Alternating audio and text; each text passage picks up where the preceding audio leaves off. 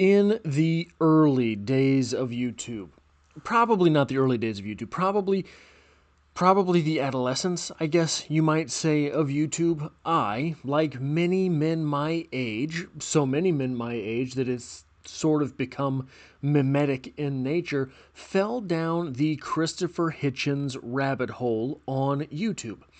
And there's no shortage of hitch slaps on YouTube, but I eventually worked my way into taking on full debates and full speeches from Christopher Hitchens.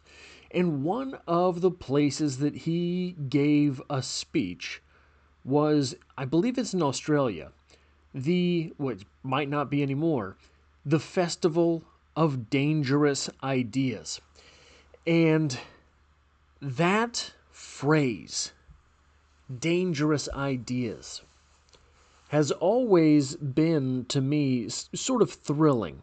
And we're getting to something, I promise. This is a video about an Emily Dickinson poem.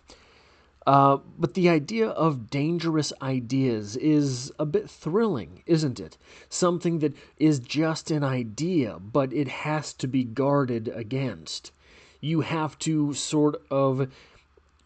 buttress your mind against something like this. Why would it have to be? Why would your mind have to be buttressed against a dangerous idea if there were some other way to dispel that idea? Did you know? I was not planning on talking about this, so I'm probably going to get it 1000% wrong. Lenin. Lenin was exiled and from Russia and was considered so dangerous as an ideasman, was considered so dangerous as a speaker, as an instigator, was considered so dangerous that in order to weaken Russia, the Germans smuggled him in. Now, probably came back to bite both countries a little bit, but that has always been something of a romantic idea to me. Someone who was not in control of an army, someone who was not in control of vast fortunes, but someone whose idea and tongue were considered so dangerous that an enemy smuggled him back into his country. Now, again, if you are a history buff, that might be something about which I am absolutely wrong. So call me out in the comments section, but don't be too harsh. We are here. Welcome to Strip Cover Lit, where literature lives. We are here for another poetry discussion, which will appear in two separate playlists here on the channel. Number one being the poetry discussion playlist, cruising towards 900 videos. Number two being the Emily Dickinson playlist, a playlist of videos dedicated to the greatest poet that ever was, someone in control of just such a dangerous mind. The poem in question today, My Life Had Stood a Loaded Gun, and it reads as such. My life had stood a loaded gun in corners till a day the owner passed, identified, and carried me away. And now we roam in sovereign woods, and now we hunt the doe. And every time I speak for him, the mountain straight reply. And do I smile such cordial light upon the valley glow? It is as a Vesuvian face had let its pleasure through. And when at night, our good day done, I guard my master's head, 'tis better than the eider's deep pillow to have shared. To foe of his, I'm deadly foe. None stir the second time, on whom I lay a yellow eye or an emphatic thumb. Though I than he may longer live, he longer must than I. For I have but the power to kill, without the power to die. Now, I want to take this poem as a metaphor, not as literally about a gun. And obviously, right, you're having a poetry discussion. You want to talk about a metaphor therein. My life had stood a loaded gun. For what is that loaded gun a metaphor? Let's return to that idea with which we started this video. An idea. What if that loaded gun were an idea? What if that loaded gun were a dangerous idea? What if that loaded gun were a philosophy? The philosophy of nihilism. Shriek. The philosophy of existentialism. Freak in a minute. Any of these philosophies. What if that loaded gun sitting there was a philosophy or an idea that the speaker or the subject of the poem, the owner, had known about, but never fully considered, never really adopted? There's an old phrase that it is the mark of Socrates, Aristotle, who knows? It is the mark of an educated mind to be able to entertain an idea without adopting it, something like that. We all have these ideas. We all have these philosophies. Sometimes we will entertain them, sometimes we will adopt them, and later we will set them down like a loaded gun.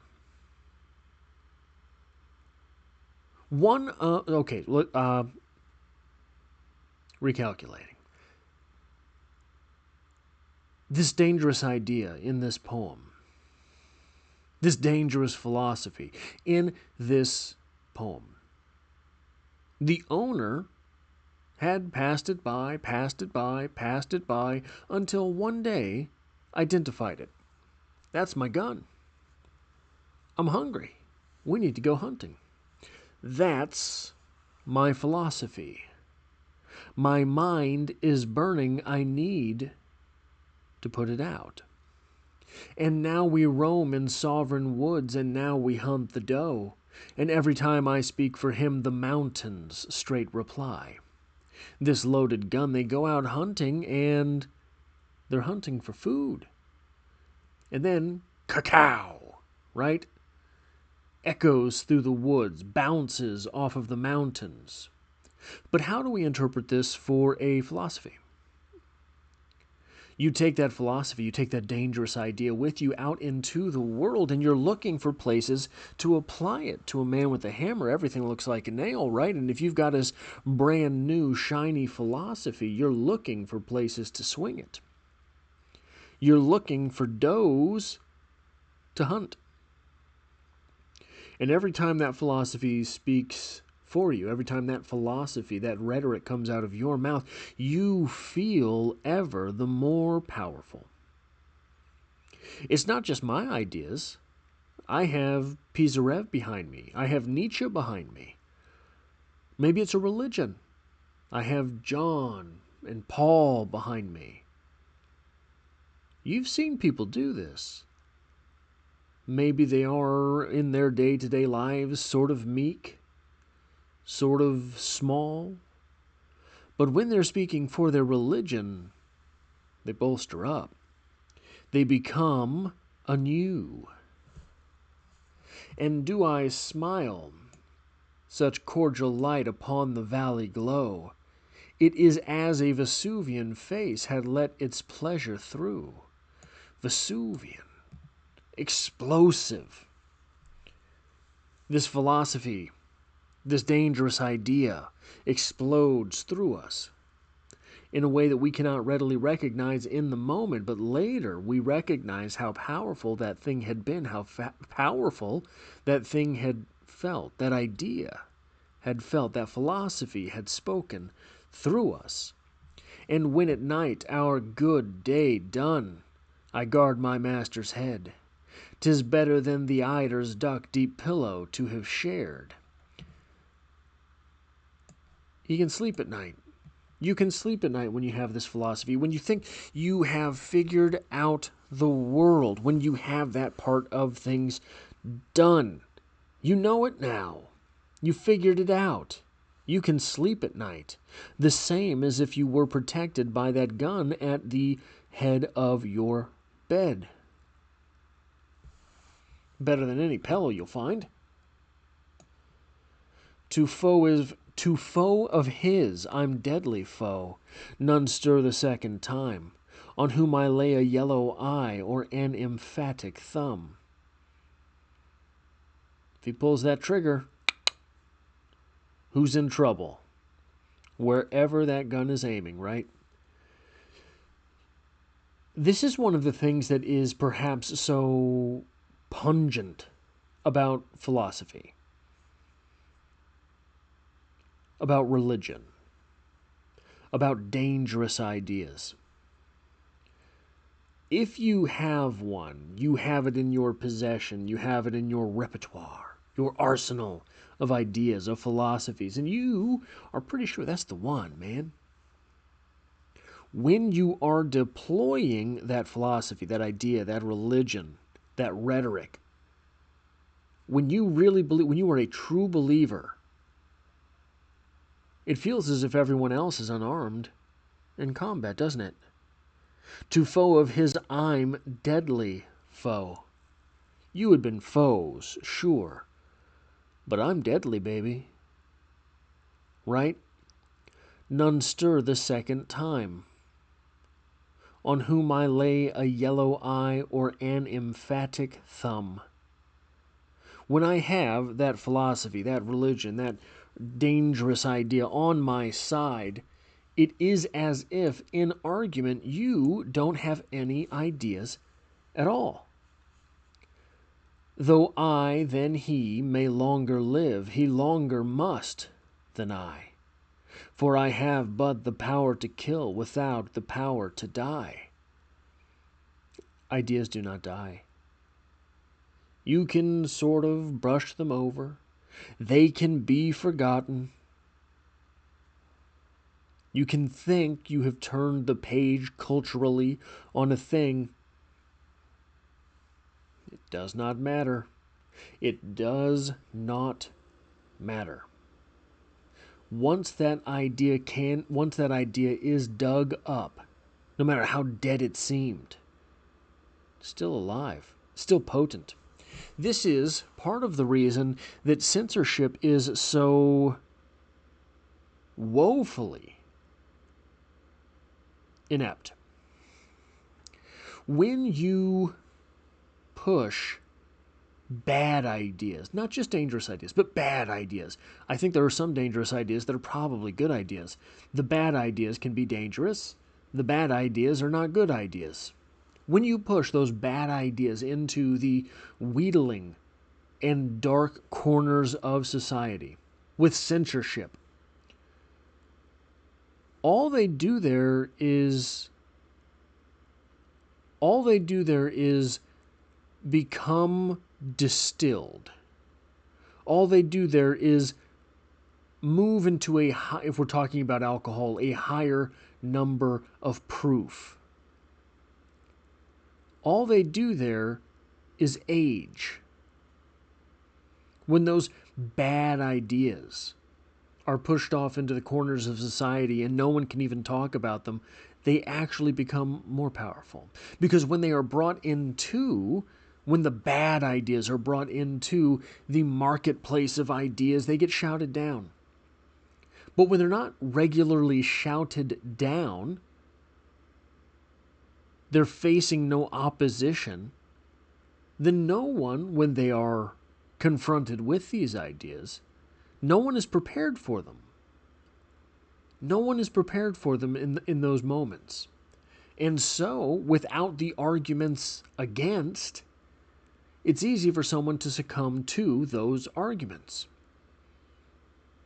So bad ideas have to constantly be shouted down. But dangerous ideas, it's like pouring gasoline on a fire. You come to combat with a dangerous idea, a good dangerous idea, a powerful dangerous idea. that dangerous idea defeats your argument. And guess who looks silly now? So this poem, My Life Had Stood a Loaded Gun, I think that this is the life of an idea.